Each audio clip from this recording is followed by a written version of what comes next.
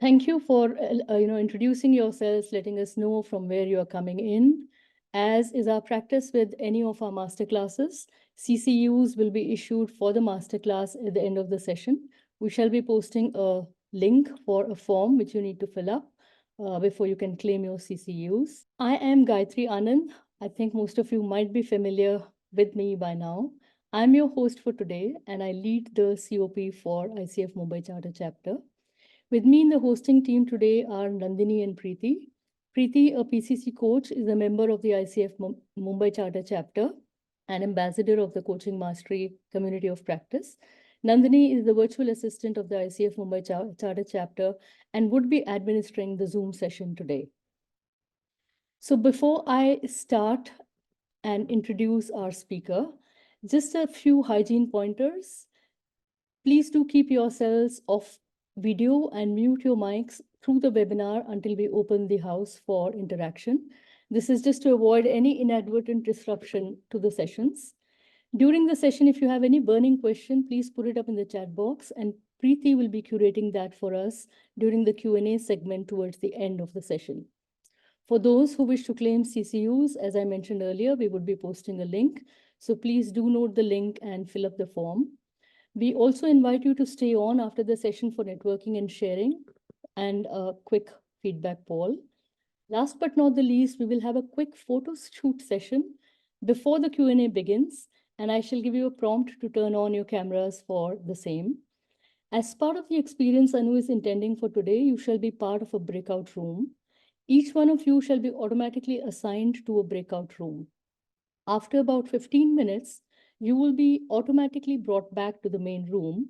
You may not be able to leave the breakout room without leaving the meeting itself. So please do hang in there in the breakout room, even if you are done early. All right, so once again, I welcome you to this learning engagement brought to you by the ICF Mumbai Charter Chapter. As you all know, the topic for today is application of the DILT logical levels in coaching. Deepening client inquiry using this application. The learning goals for today are understanding of the DILT logical levels, recognizing the logical level, deepening inquiry using the DILT logical framework. And the best part of my job here, introducing our facilitator, Anuradha Sant. She's a master certified coach from International Coach Federation. She is a leadership coach with 4,500 plus hours of coaching experience. She's an HR leader. She's led human resources in large MNCs. She's an organizational and leadership development, change and cultural management expert. She was the director learning management group with the ICF Mumbai Charter Chapter during her last tenure. She's also a mentor coach. She's had rich stint as an entrepreneur in consulting and in the corporate world with large MNCs. She has been an internal coach and now an external coach, has effectively worked on both sides of the table, and is able to understand the client's world perspectives and situations well, enabling her to partner with her clients in the most impactful way. Well, a fun fact about our facilitator, she has changed 8 schools in her school span of 12 grades. Isn't that interesting? Anu's father has been in the armed forces, and that's taken her to many places. And I'm sure this has also shaped her personality, to be able to do what she's doing today so impactfully. Over to you, Anu, and thank you so much for accepting to do this and for your gracious presence. All yours. Thank you so much, Gayatri, and thanks to all of you for being here and spending your evening with me today. I really appreciate it, and thank you so much from the bottom of my heart.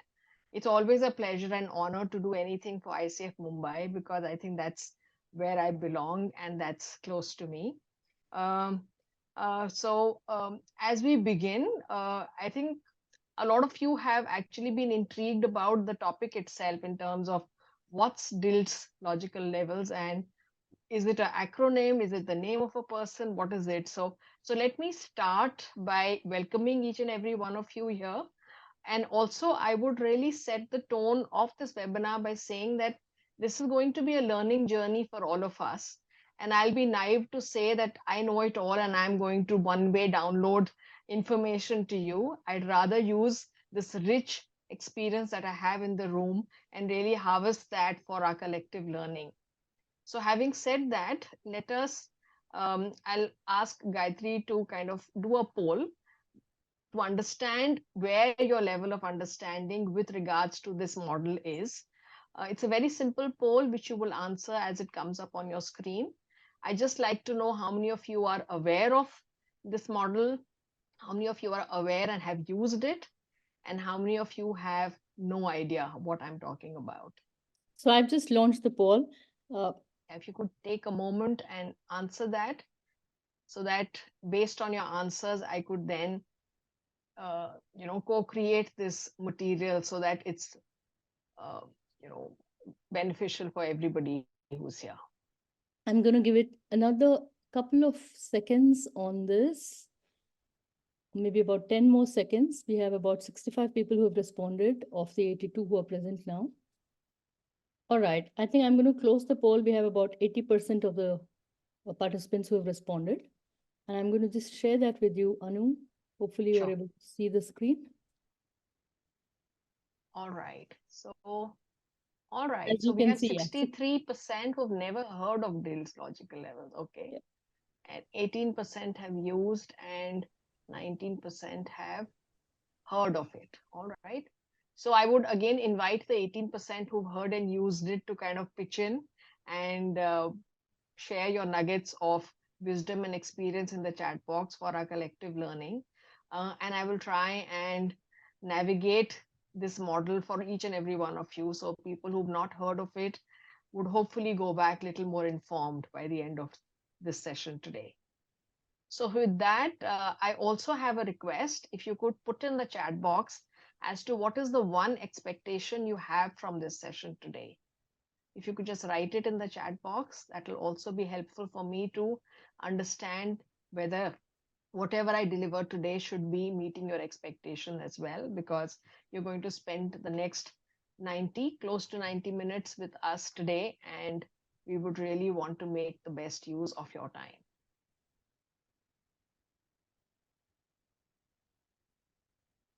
So understand the Unravel the concept. Yeah. Oh, it moves fast. Understanding the model. How do I know when to use this model? Fair enough. Deepening inquiry. Clear how it has been used effectively. Yeah. Happy to have an open mind and receive. Yes, excellent. I have an open mind and give. So fair enough. One-on-one on DILT. Excellent. All right. So with that, if you could allow me, I will share my screen and I will start the show. All right. Anything else which catches your eye, Preeti or Gayatri, in the chat box? Do let me know. Yeah, sure, Anu. I'm keeping an eye on it. Yeah, in terms of any specific expectations, so that we Yeah. make a I note think of examples it. And of having applied the model. So it's largely about how does one apply, how does one, recognize it. So yeah, we'll. all right. Can you all see my screen? I've shared it. Mm-hmm. All right. Okay.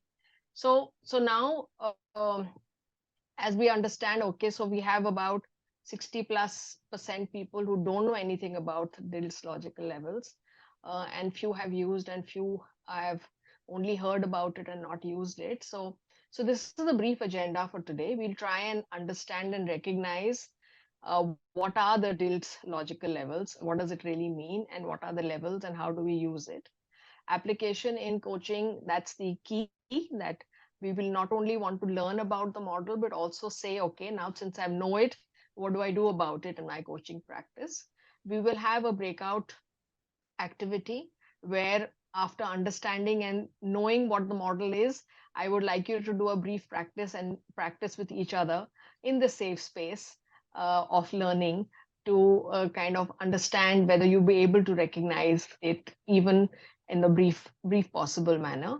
And I will urge you to kind of come back after the breakout room, because many a times I have seen after the breakout room, people vanish or maybe leave the session. So this is the invitation for each and every one of you to come back, because we will debrief your learnings within the breakout room.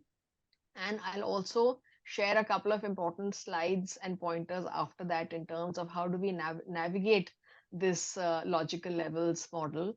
And then there will be a concluding reflection points, which will also be powerful, which I will leave you with for you to reflect upon. And then, as Gayatri mentioned, we have the picture opportunity. We click a picture, and then there'll be a Q&A, and then be a closure of the session. So that's largely the plan for today.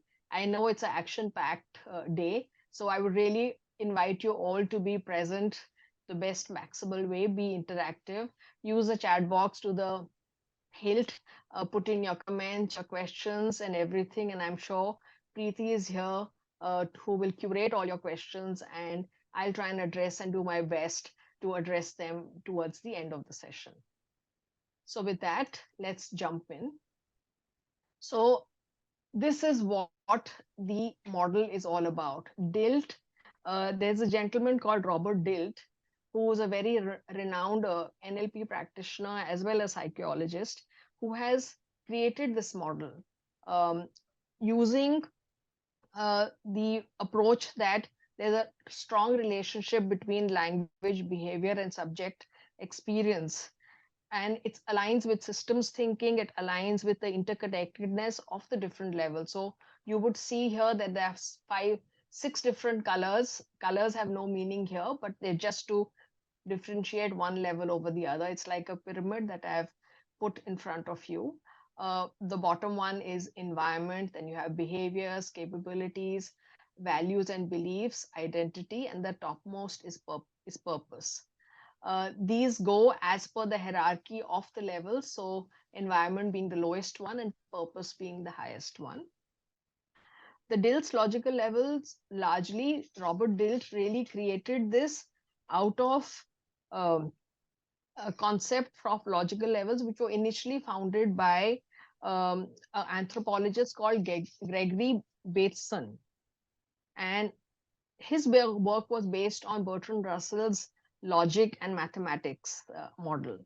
So Robert DILT really derived the model from Gregory Bateson's model of learning. And he created this to allow us to understand the connectedness of these different layers and identify and work with our clients and customers to be able to help them logically move through these spaces and get sustainable and long-lasting change brought into their lives. So that's where, because each of these elements are elements that we all decide to use and choose as per our convenience. And what is it that we can do with this model now to help us as coaches to help our clients help themselves better? So that's really the agenda for today. And also, as a disclaimer, that though Robert DILT is an NLP expert, this is not an NLP based model. It's not a pure NLP subject. It's a subject which is can be used across all levels of coaching. I myself am not an NLP expert, but I use it in my coaching practice, and that's what I'm here to share this with each and every one of you. Right? So as we move on, I'll try and demystify each of these levels, and then we'll try and put it all together to make sense so that we know what is it all about. So the lowermost level that he talks about is environment. Now, how does environment work towards framing our choices, and what is it that we want to do? So environment talks about the situation and the context we find ourselves in. And the question that one can ask to find out what situation and context we are in is these questions about where, when, and with whom. So where are we? So our environment is the most tangible element that we find ourselves in. I'm sitting in a room, I have this laptop in front of you, I'm talking to each and every one of you, I have a window, I have an AC fan, members of my family are part of my environment. members of my community are a part of my environment, and so on and so forth. And if we talk about this in a work culture, if we talk about in a corporate culture, my colleagues, my office, my furniture, all of that is part of my environment. And so where am I, when am I, so the time of the environment, as well as with whom am I. So who am I working with, who am I speaking with, all of that speak about the situation and the context I find myself in. The second one is about behaviors. Now, what is the behavior that I'm doing within my environment? So, what is driving my behavior in the environment? So, the environment is affecting my behavior, and the behavior also affects my environment. So, which is why the interconnectedness of each of these levels become very important for us to understand. And the question to what are you doing? So, it's the doing or the saying. So, it's the action that I am doing within my environment is going to dictate my behavior. If we go up, the next level is capabilities. Now, capabilities, we call them knowledge, skills, we also call them competencies. These are things which allow us to act in a manner. So, how are we behaving? How are we acting? That to that question is what our capabilities are being spoken about. So, we talk about knowledge, skills, competencies. That's the how of our capabilities. As we go forward, we have values and beliefs. Now, this is the why of things. Why are we doing what we are doing? It's not the typical question as to, because we typically say we don't have to ask why questions in coaching. So it's not that why question of coaching. It's about why are we thinking or doing or feeling the way that we are, right? So that's the values and beliefs. And here he has clubbed values and beliefs together because this is what is true and important for me. The values are true and important for me. And it's broader worldview of things. What is I, and beliefs then becomes the lived experience of a people, and values are the ones which are important for me. So both of them speak to each other. Hence, they have been clubbed under one level. Beyond values and beliefs is identity. And identity is the who of things. Who am I being here? Who am I? What's the sense of self? What's the role that I'm playing here? And who am I within this environment, doing what I'm doing with the capabilities that I am, and what are the values and the belief systems that I'm holding, and with that, what is the identity that I am bringing about in this environment of mine. And over and above that, the last one is purpose, which is larger than self, which is what is it, what's the meaning, so what else, who am I, because my identity is much, my purpose is much larger than my identity. It's me, myself remains within the identity space, but purpose is much larger. For example, I am an individual within myself, but when I look at my purpose, I look at my, what's my contribution, what's my larger goal, what's my self actualization. And here I can also actually can't help but draw parallels between the Maslow's hierarchy of needs, where the base level and the highest level purpose becomes self actualization and all of that.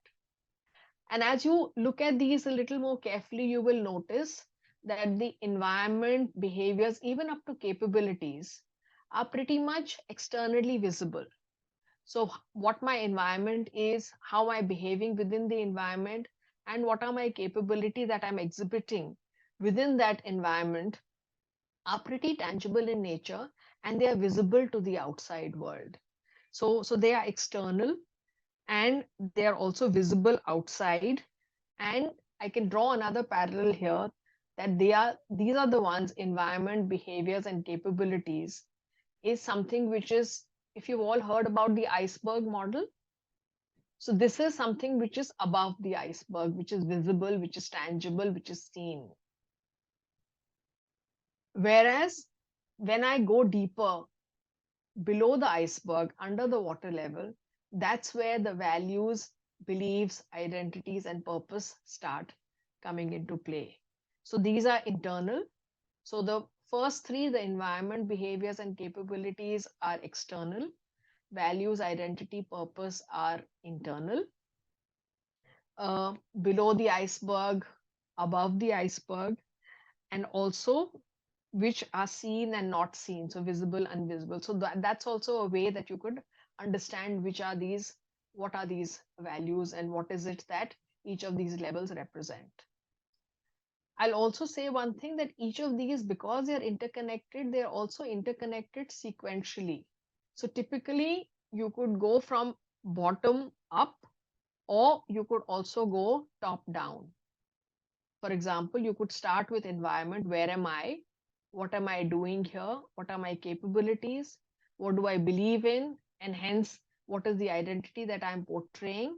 And what's my larger purpose? Or you could go from top down. You could say, what's my purpose? And hence, who am I being with that purpose? What are the values and beliefs that I stand by? And if I were to represent those in the outside world, what are the capabilities that I need to create or build on or acquire to be able to deliver that? What's the behavior I should exhibit? And what's the environment that I would choose myself to be in to be able to ultimately meet my higher purpose of identity, values, and purpose? Yeah. So that's broadly it. And if I were to kind of explain a little more, so environment, as I mentioned to you, are the external surroundings. Behaviors are our observable actions and reactions that we do as we are within that environment. So the environment is actually connected to the behaviors that we exhibit. The behaviors that we are, what we're doing or not doing, are directly related to the capabilities that we have. Our capabilities that we have are also directly speaking to the values and beliefs that we have. And should there be a disconnect or misalignment in any of these, then we are not going to be able to sustain that over a period of time. Just for example, if my value is that I need to be honest and transparent with my people, and if my job is expecting me to be secretive, then regardless of the capability that I have within the job, I will not really be happy with that environment of, or the culture of the organization where I am expected to not be open and transparent and respectful. Right? So these are the linkages that you would have between the different levels. So if that sounds clear, then can I move on? Okay. So let's now move to, if we've understood this, then let's see what is it that we can do to use this within our coaching practice. Now, if you understood, when we speak to our clients, when we speak to our coachees, what is it that they really bring to the table? They're bringing to the table some coaching scenario. It could be an issue, it could be a challenge that they're facing, some problems that they are having, and they will articulate. So they will articulate what's the situation, so they will name the situation, they will name the environment, and then they will say, this is what is happening to me, this is what I'm doing, this is what I'm feeling, this is what I'm thinking. And from there, we can decide which level they are at using the previous uh, slides thing. So if a person is largely talking about, I'm unable to do this, where do you think the person is at? You can write in the chat box. If person says, I'm unable to do something, he's talking of capabilities. I don't think this is right. If a person says capabilities, is absolutely correct. If he says, I don't think this is right, is a belief. I want to have honesty in our relationship. So honesty is a value, right? The person is very rude and aggressive. That's a behavior, right? I'm finding this environment, okay, I've said it. I'm finding this place very restrictive. I'm not happy, right? So that's the environment, right? I don't feel good here. I don't like, I don't feel myself in this space. It's the identity, right?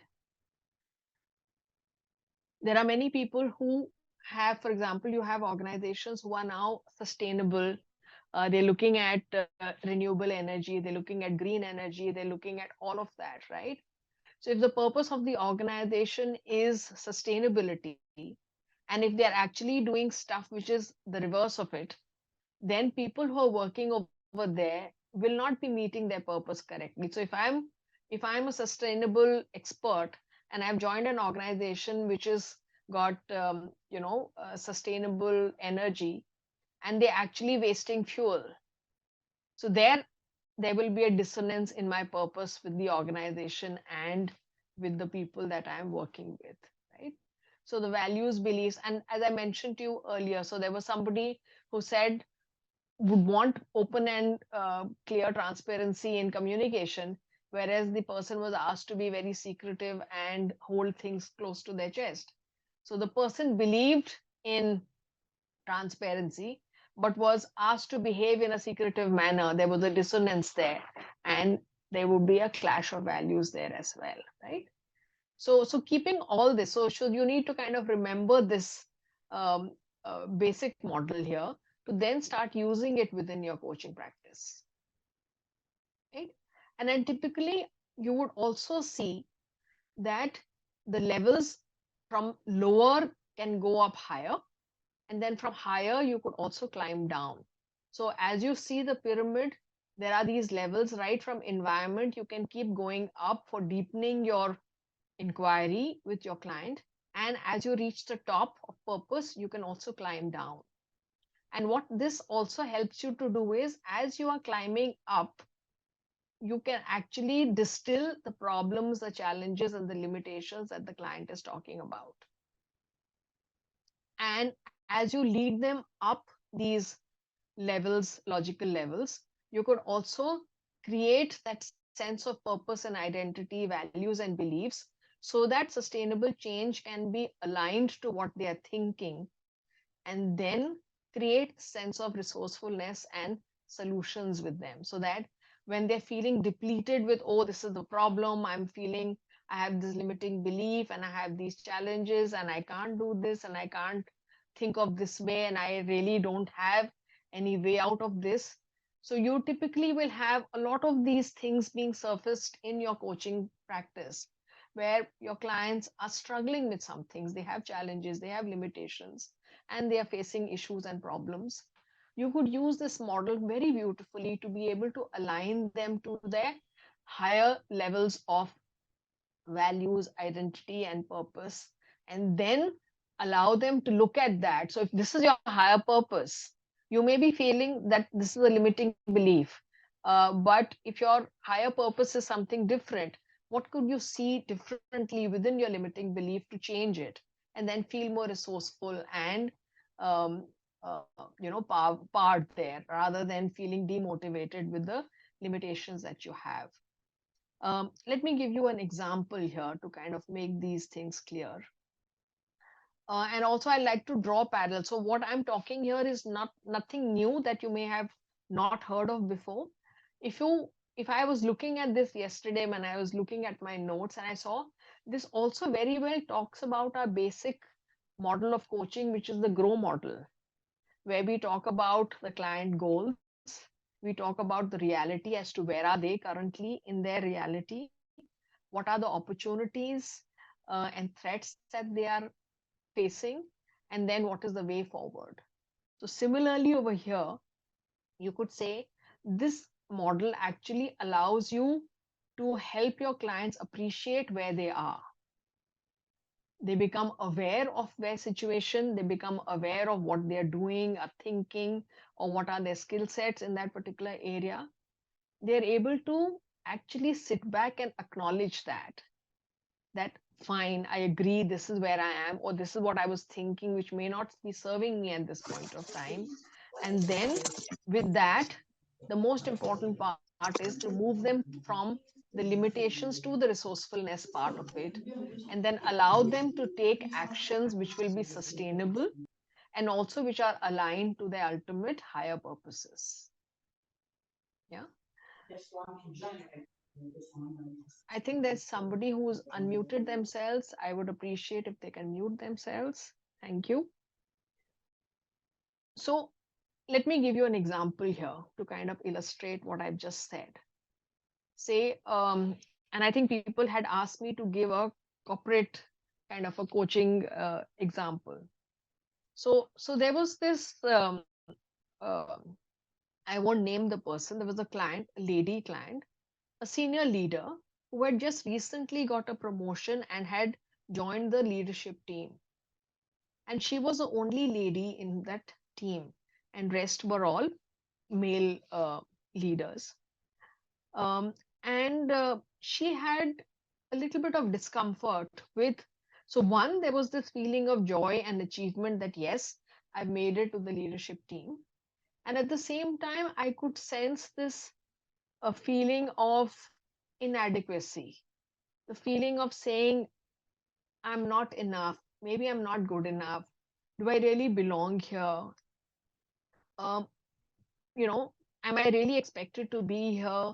And there was some bit of that um, doubt which was coming in, and there were these limiting beliefs as to, do I really deserve this? Am I worthy of this kind of a feeling?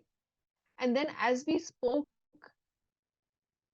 further, it was that she had this belief that if I were to be a leader, if I were to be a woman leader in this room full of men, and for me to be heard, I need to be aggressive, and I need to be very clinical about my job.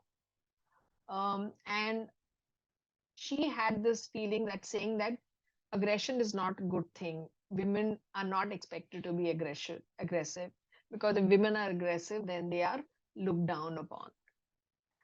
To that, I think we had this conversation, and to that extent, she was not able to relate to her team. Team was not able to look up to her. She was avoiding decision making. She was avoiding difficult decisions, and she didn't want to be seen as an aggressive leader, and didn't want to be gathering that kind of attention by saying that, oh my god, she's cutthroat and she's aggressive and she's you know uh, but so those were the beliefs that she said that she felt she needed to survive in this world of male dominated leadership teams. But not she didn't realize that maybe that was something which was playing at the back of her mind, and she was losing her identity of being an inspiring leader, because inspiring leader is somebody that she really wanted to be. She wanted to be collaborative, she wanted to be inspiring, and she wanted herself to be seen as somebody that people would follow, and she would be able to command respect and not demand it from people. And so I think when we did a little bit of work on her with regards to her values and her beliefs, instead of seeing aggression as bad, we said, how about you see it as decisive? How do you see yourself being a leader with enough candor and clarity so that you are decisive in your decision making? And then you have people who value your decision making, and you gather enough capabilities to be able to communicate your vision to your people so that you behave in a manner where people will be able to follow you, and your environment will itself become conducive to your way of working. So if you notice here, her environment was not the issue here. Her belief system and her identity were clashing. They were not in alignment, and hence she was having all these issues. But the moment the belief system was looked at another perspective, it was said that, why do you have to be aggressive to be a successful leader? Why can't you be a decisive leader? Why can't you be a compassionate leader? Why can't you lead with empathy? And that sat well with her, and that was her identity of being an inspiring leader came true there. She built capabilities to be able to speak up, to be able to uh, say what was on her mind in a very succinct and a polite manner, didn't have to be aggressive and rude, and her behavior allowed for that. And her environment automatically changed, and she now is a very successful leader moving into very top notch positions. So that's one example that you could kind of work with. There's another very interesting example that comes to my mind with regards to, I think, all of us, including me, we face. This is the personal example or individual's example. Um, how many times do you feel that we all want to, and it's January, and I think it's pretty topical as well. All of us want to be fit and healthy, and all of us want to go to a gym and get those get our ideal weight back and all of that, right? So all of us, the aspiration is there, so we believe that we need to be fit and healthy to lead a nice beautiful life. But that's in our thinking. But how many of us actually do it? How many of us regularly go to the gym and consistently strive for it to make the change? Right? Not many. And we did have the Quitters Friday, which just passed on the 14th. So typically it's said that on 1st of January everybody makes these big lofty resolutions, and come the 14th of 14th of Jan or 12th of Jan, this time happened to be my birthday as well. So 12th of Jan was a Quitters Friday, where people after 10-12 days say no, it's too much, we can't do it, and we back off. That's because all of the things that we are wanting to do are not in alignment. Are we creating an environment around us? So, which is why I remember my trainer would always say, sleep on time. If you have to get up on time and exercise, then make sure that your environment, you're actually sleeping on time. You put your alarm far away so that you don't snooze on it. You get your gym kit ready, you get your track pants and your t-shirt and your shoes ready in the night itself, so that morning there's no excuse for not being able to do it. And then if you're all of that environmentally taken care of, then hopefully your behavior will also support that. So you will not find any excuses. So if your alarm is far away, you will get up, and hopefully then you'll be out of bed and you'll change into your clothes. So do I have the capability of exercising? Yes. Am I able to exercise? Yes. But where is the dissonance is the values and the beliefs part, where in back of my mind, I know if I do this it'll be good for me, but knowing that also I don't do it because I have a deep seated value, a deep seated belief that it's too hard. I'll never be able to do it. So why should I bother? So I will try it for a few weeks and then after that say too hard and then give up on it. Because I have not changed myself from the identity level. I'm still the same old person, but at my identity level, I have not made a shift. Whereas I'm not calling myself a fit person. The moment I say fitness is something that I want to do for myself and for my body, then my values and belief systems will change. My capabilities to be able to follow through will change. My behavior hopefully will change. And if I have a supportive environment, I will then be able to go the extra mile and make the change. But if not, if there's a dissonance in any of these levels, the change is not going to stick and we'll be back to square one. A similar example is when we attend so many training programs.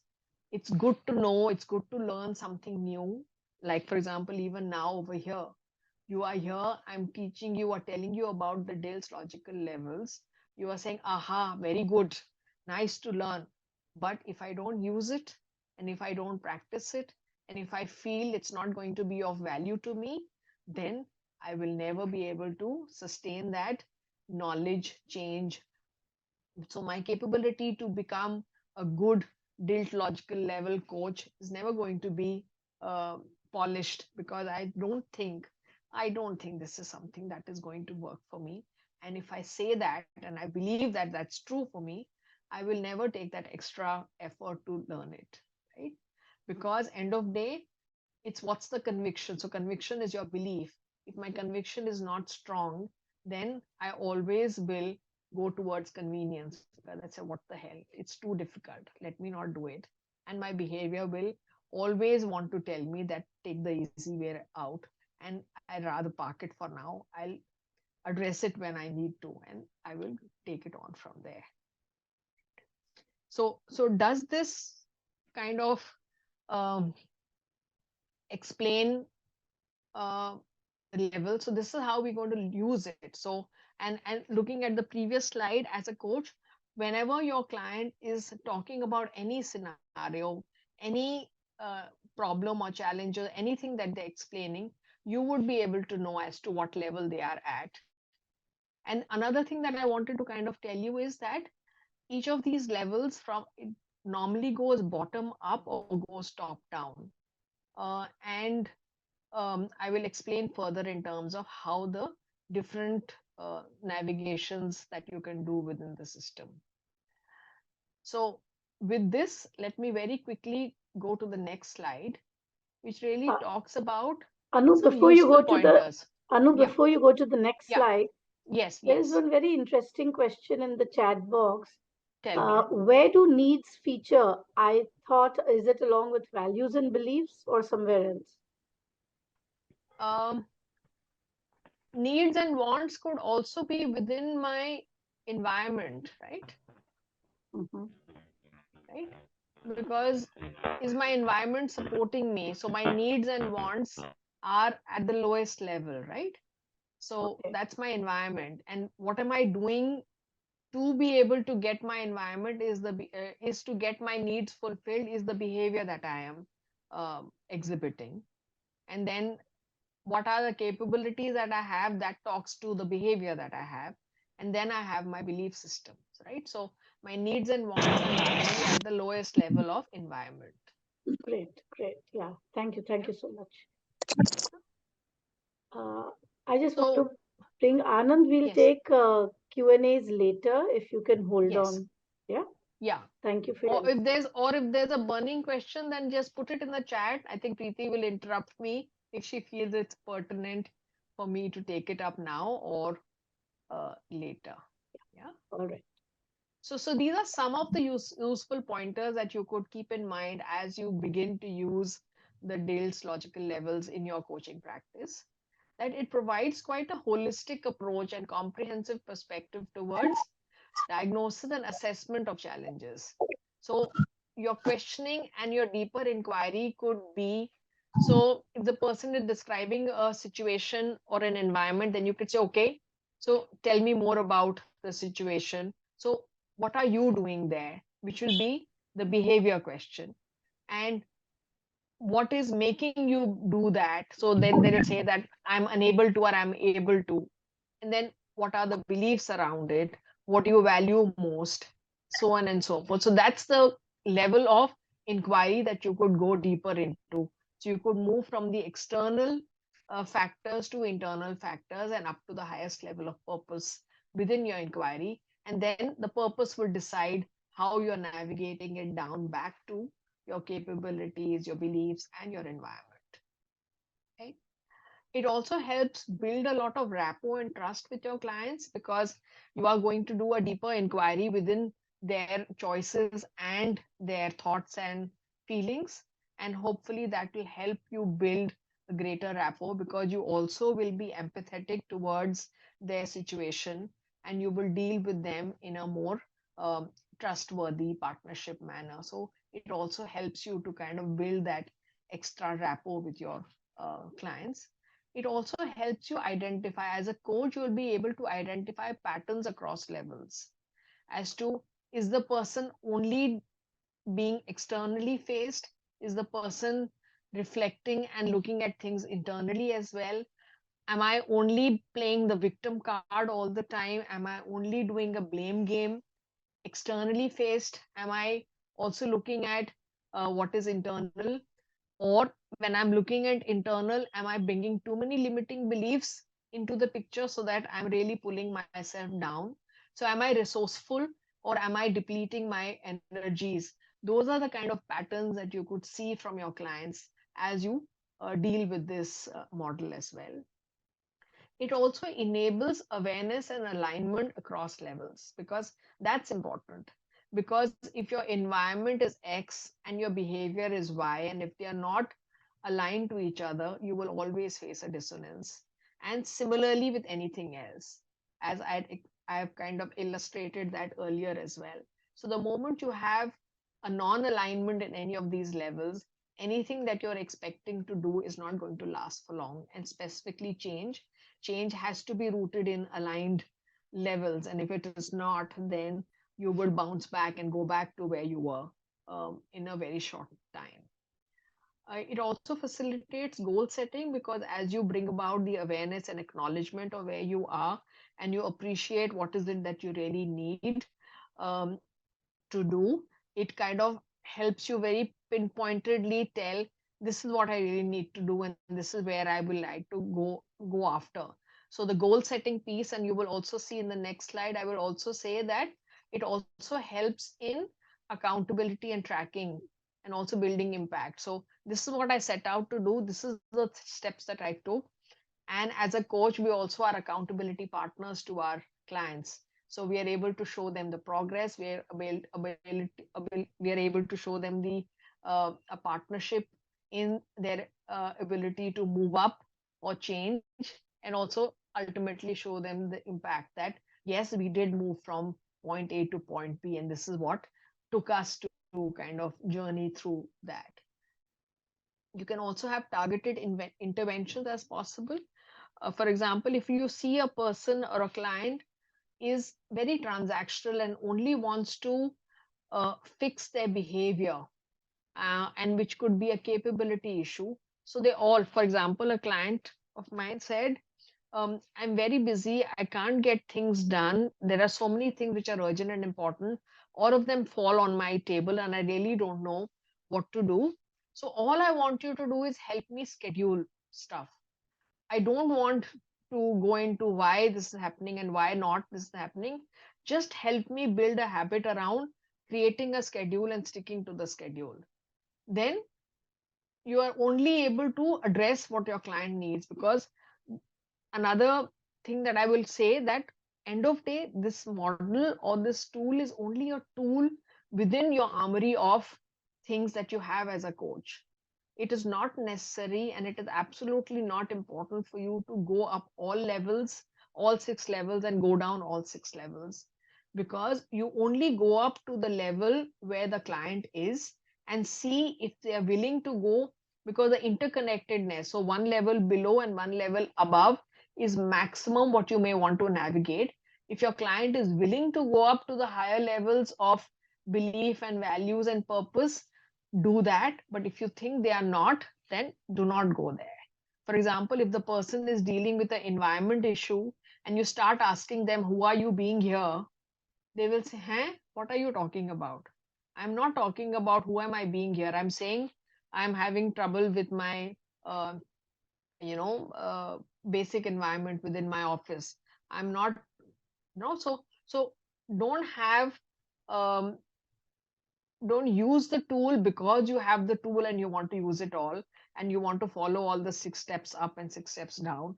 That's not the way to do it. You only work to whatever is, so you customize and be flexible with the tool, and only use it as and when required and to the extent required, right? It works also with the principles of systemic thinking, because of the interrelatedness of this whole system, you are able to then very keenly align all the aspects, right? So I need to go a little faster now because I have got a thing saying time check. So let's move. So if these basic um, pointers are clear, let's move to our breakout room activity.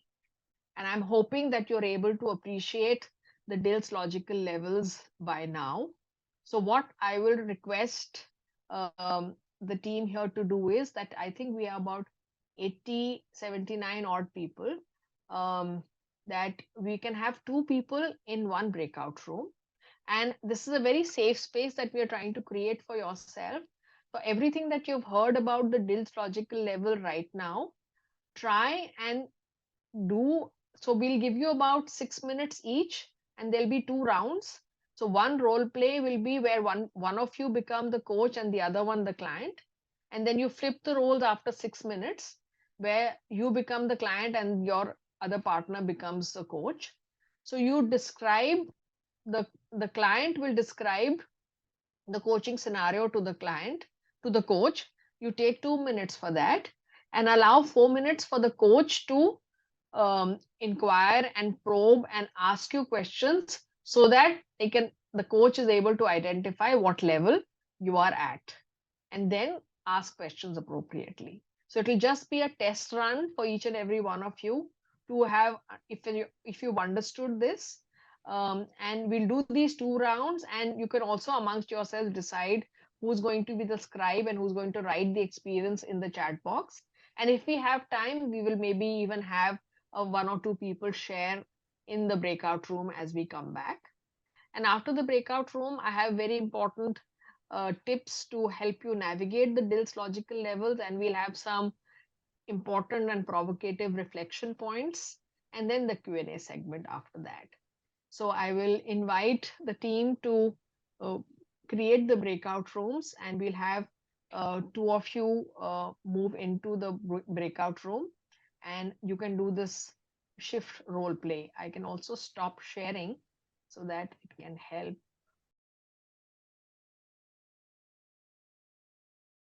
You haven't charged us for any money. If you had charged us for the money, I would have taken a refund because my partner did not join the room. And I Good Lord. experienced pin drop silence. So yeah, and then lighter vein. Go ahead, Anuradha. So Deepak sir, I can be your partner. Pose the Who? session. I can be your partner. Pose the session. Thank you so much. I always knew that. Thank you so much. Deepak, that's No, called wait. reflection. So many Sorry? people who faced that issue actually came back, Yeah. and we kind of reassigned them. So I wish you had Oh, only I done that. thought I heard if you leave the room, then you leave the whole thing. That's right. That's You right. leave Yeah, the you whole do. thing and then you Mm. join back in. But people did leave the room and come back all over again. So So I was crying for help, and I was told that whosoever is the coordinator or host is busy with handling other issues. So nobody turned up. So nevertheless, please, I don't want to hold you on. Please continue. Thank you. Deepak, All right, maybe we so- all can explore which level are you operating from. Yes. I tried self-coaching. I tried self-coaching myself on the model. It was difficult, challenging, yeah. I think there's something about purpose here. Now, Anu, you can take on the purpose level here. right. So guys, Okay. as we have the banter, Deepak may is I going just through a lot request- of environmental challenge. All right.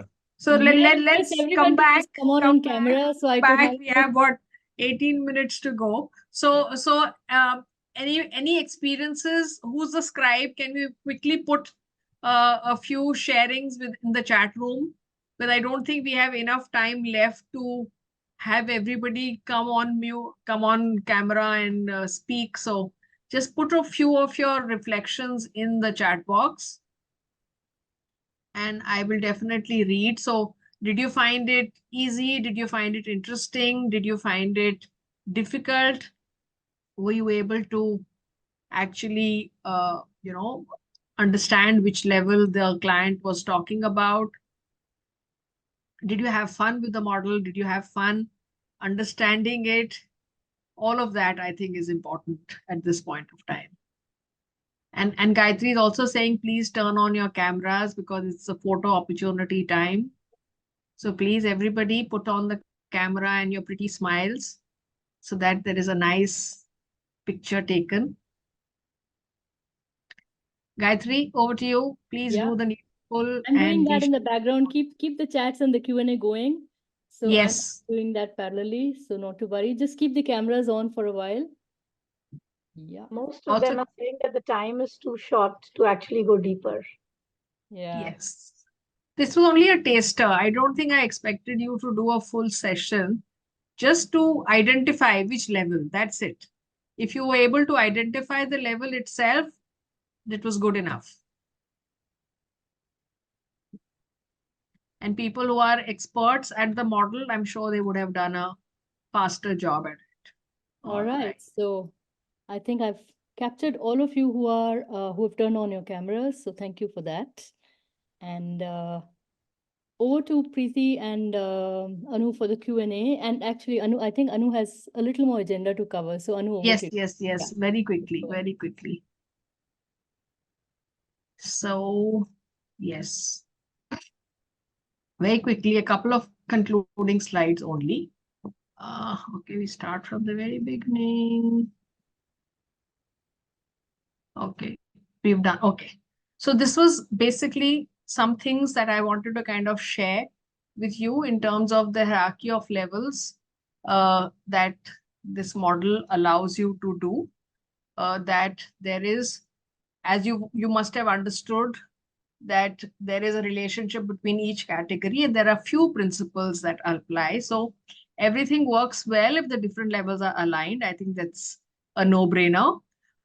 Many more changes are made at the lower levels than at the higher levels. So you typically will have more amount of changes at your situation or your environment or your behavior and your capability level.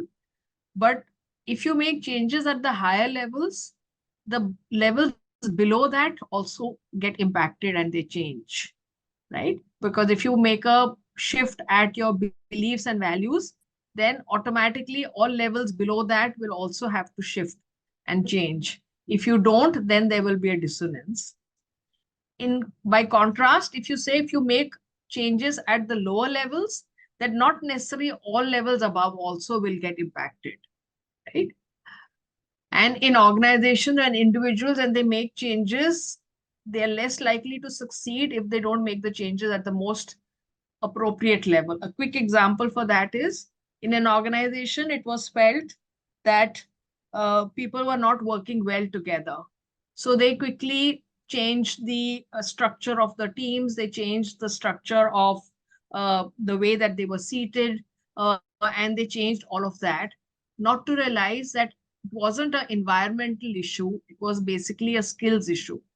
So they didn't understand that they had to actually upskill their people for them to be able to work together properly. It was not the seating arrangements which really could have made the change. So if you don't make the changes, you don't identify the change at what level it is expected to be, and you don't do the appropriate change, then it is not going to really stick and not succeed. So that's a very important pointer here. And what else am I missing? So this is something that I wanted to kind of bring back, because Gayatri had put this up in the flyer, and I was thinking about the flyer, and I'm saying, why are these pyramids up here?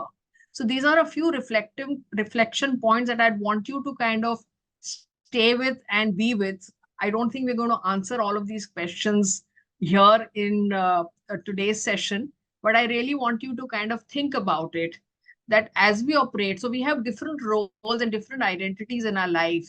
So can we have different pyramids that we operate from, or do we necessarily have to have only one pyramid per person? Second, is it likely that at some higher level, like beliefs and values, we can have a conflict across our different pyramids? So if we have different pyramids, so if as a coach, I have one pyramid, and as a mother, I have another one, and as a HR professional, I have another one, is it likely that we can have conflicts within my own pyramids as well? And if yes, what do we do about it?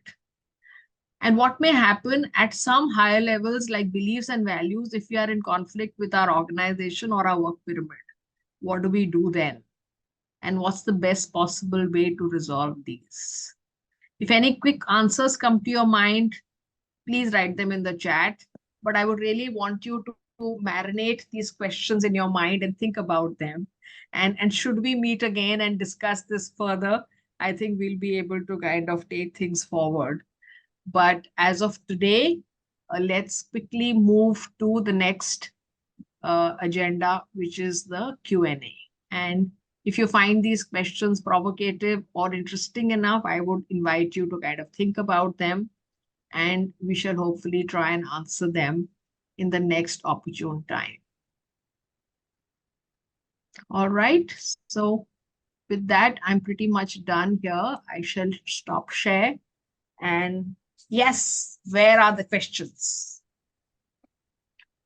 So thank you, first of all, Anu, for such an engaging insight into the DILT's logical levels. I'm one of those people from the 63% who was totally unaware of it, and now it has given me a good insight around it. And a lot of good questions came up, and you have covered most of them. So I'll just put them into small buckets and we'll revisit it to see if anything has left out. One Sure. is more around the curiosity of what is this, which has been explained, understanding the concept, going deeper into it. Then there were people wanted to know with life's examples, and which you also shared around the corporate and the personal example, how this helps. Some questions came up around, can you give us a list of few questions that would help identify the various levels, especially the identity and the purpose? A set of some coaching questions. Okay. Yeah. So I'm going back to my coach training days when we would, as newbie coaches, ask our coach to, give us these coaching questions. No, give us these 7 questions or 8 questions that we can just, come stick and paste them on the client and our coaching session is over. So I remember one always, got a big pushback saying that, no, I can't give you a list of questions. And I think I'm going to repeat that here because all these are very, very situational questions, right? Because you don't know what is the client situation and what are they going to say. So even here, and another thing that I really, really want to kind of leave each and every one of you, and I think what Gayatri also alluded to in terms of what is it that we are trying to do here. Now, this model or this DILT's logical levels, the 6 levels, are only guidelines and tools for us to use as coaches. This is not a formula. This is not something that you could do from bottom up and down, right? And that's the personal story I wanted to share with you is that the first time that I came across this logical level, I remember I had a observed peer coaching to do, and I was freshly armed with this tool, and I said, wow, I'm going to use it all.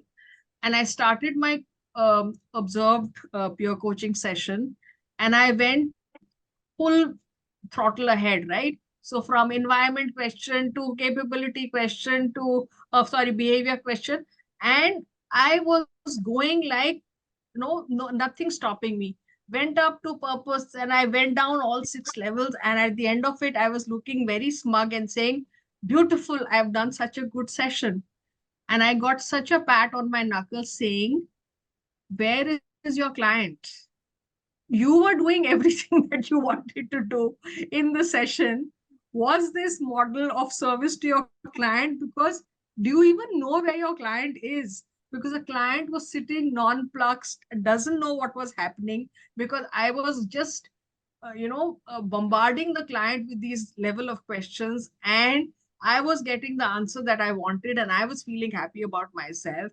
But coaching is not about you feeling happy about yourself. It's about serving your client. So if the model is not in service to your client, then please do not use it.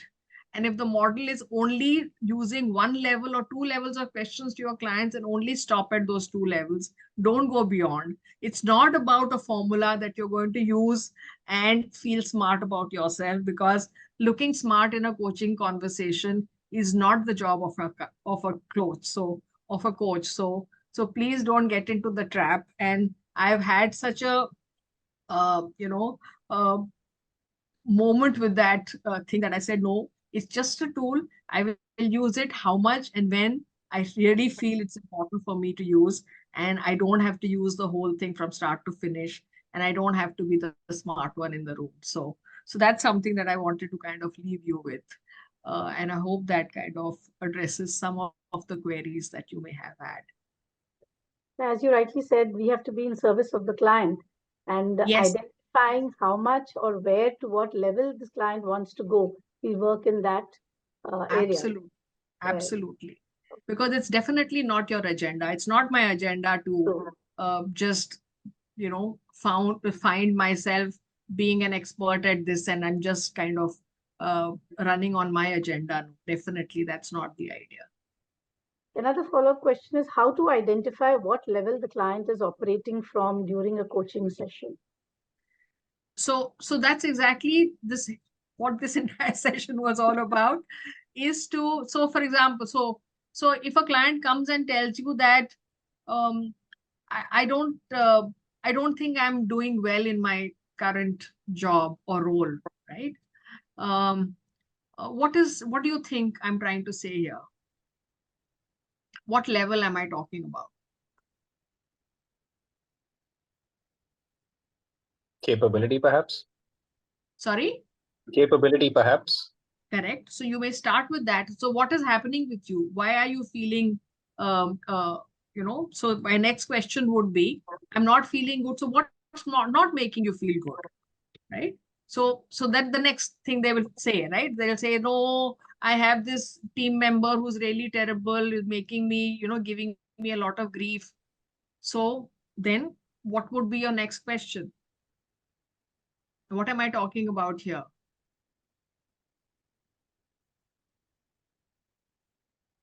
Environment? I'm talking of environment, yes. So what will I say? What will be my next question?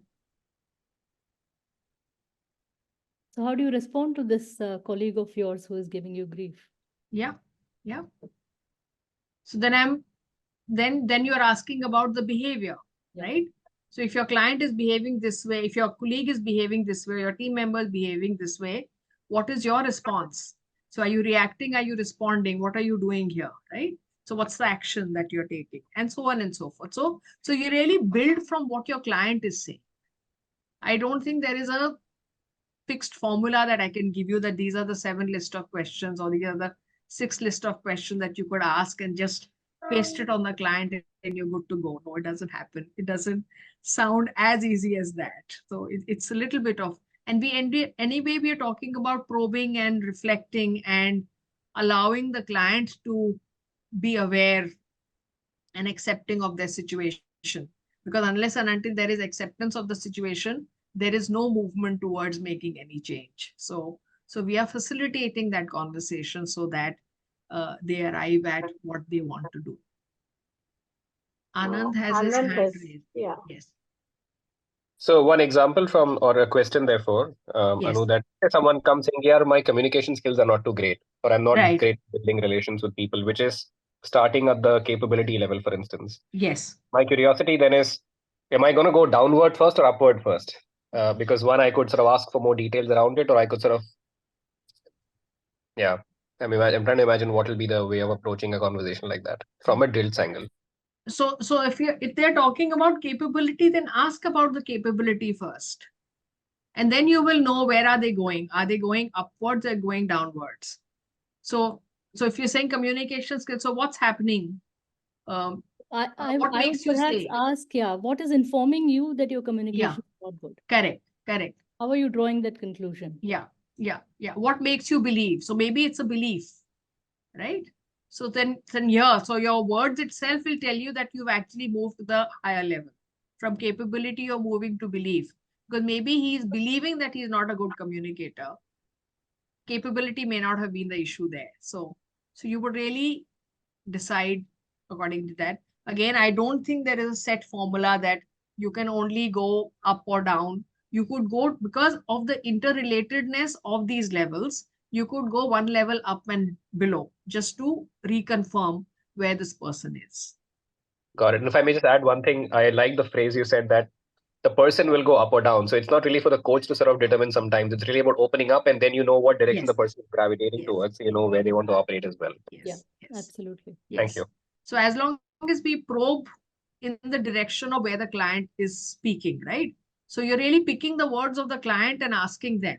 So if you're saying capability, communication not good, so what makes you believe capability is not good? then they'll say something, and then you will ask questions. So one thing will lead to the others. Yeah. All right, I urge 4 of you who have not responded to the feedback poll to please do so before I close it. We are pretty much on time on this. I'm going to just Any other questions? Yeah, so Anuradha, the examples that you gave were of one-on-one coaching. So Yes. can this model or tool be applied in team coaching and for facilitation? Yes, it can definitely be. So as long as there is interconnectedness within the team members, because so when you say team, then there has to be cohesiveness within the overall purpose and objective of the team. So they have to be part of the same. So if I'm going to do group coaching with this model, I will have to address each person's individual needs individually, and it will become a little cumbersome. So if it's a coherent team who's working together and who are interdependent on each other for their work, this model I feel would definitely work. All right. And for facilitation, anything that's specific that you would want to highlight? In the sense? How to use it in facilitation. So when it is more for facilitation, say if it is a larger group. Yes. So if you're kind of doing a capability check, or you're doing a diagnostic, I think it would be a very good model to use if you're doing a diagnostic of or you're doing focus groups to understand where people are and what is it that they're facing, and hence what is it that they're looking for.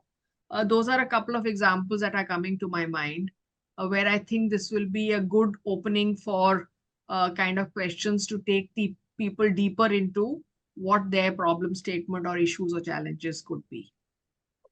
All right. Anand has raised his hand again. Do we have time to? We are 1 minute past time, so Yeah. let's take that one question and yes. Okay, Yeah, I'll Anand. place this and you can decide if you'd like to discuss now or not. I'm just taking the liberty of perhaps your patience right now. Sure, go ahead. When you said different, like the last part you shared, we said we'll discuss again. I'm trying to visualize, because the top is identity. Yes. Like in some sense, like that seems to be like the convergence point. I mean, would there be different pyramids in some sense? I'm trying to visualize, because if it converges at the point of identity, then I'm not able to imagine it being separate, for instance. In what context, Anand? Sorry, I missed that. The last part you said about there could be different pyramids for, like, an individual can have different pyramids. That's the point you were making, Yes. right? Yes. I'm trying to visualize it. What would make that happen? Because the way the framework is constructed, the highest level is almost singular in nature, that for the individual, that will be the same, and everything sort of emerges out of it in some sense. So I thought one pyramid, sort of a triangle, will sort of take care of one individual. So that was a curiosity. It was escaping my visualization right now. Let me take that, Anand. Let me take that from you. So see, the way I look at identity also is the role, okay? Or what am I identified with? So I could be a vice president in a business kind of a environment, or I could be a mother. I'm playing multiple roles, multiple hats as an individual. And therefore, I might have a different pyramid in the role that I'm playing. So if we tend to confuse, sometimes that, okay, as a mother, I'm compassionate, I don't want to get angry. Now that value of mine, is that conflicting with my need to be assertive, aggressive, and, stand up for myself and say no in the context of my, professional identity?